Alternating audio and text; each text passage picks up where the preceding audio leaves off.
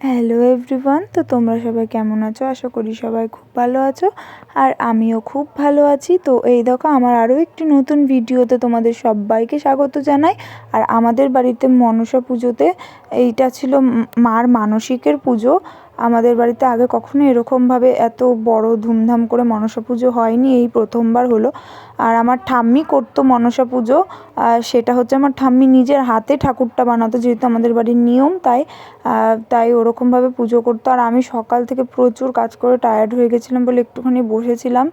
তারপর এই দেখো এই ঠাম্মিটা অনেক কাজ করে দিয়েছে। এই সব যতগুলো ফুলের মালা ছিল সব কটাই ঠাম্মি বানিয়ে দিয়েছিল, ফুলের মালা, বেলপাতার মালা, আরও অনেক কিছু।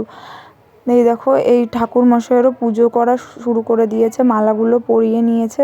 আর ঠাকুরের মুখটা এত সুন্দর লাগছিল, মানে কি বলবো, মানে সামনে থেকে অনেক সুন্দর লাগছিল। তারপর আমার বৌদি এইদিকে সবজি কেটে দিচ্ছিল, যেহেতু পরে খিচুড়ি আর তরকারি বানানো হবে সবাইকে প্রসাদ দেওয়ার জন্য। মায়ের ভোগে দেওয়া যাবে না, ওটা পরে দিতে হবে সবাইকে।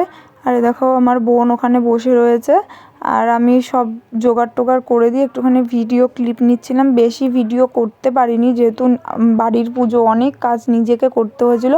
তাও যেইটুকু পেরেছি সেইটুকু ভিডিও ক্লিপ নিয়েছি। আর আমার বাবা মাকে একসাথে যেহেতু পুজোটা দিতে হবে, তাই ওরা দুজন বসে পড়েছিল। আর এই কাকাটাও পুজো দিয়েছিল আর ঠাম্মাটা এমনি বসেছিল, আমিও অঞ্জলি দিয়েছিলাম। তারপর পুজো দেওয়া শেষ হয়ে গেলে আজকে রাতেই যেহেতু বিসর্জন দিতে হবে, মানে মাকে জলে দিয়ে আসতে হবে, তাই সন্ধ্যেবেলা পুজো করে নিয়েছিলাম।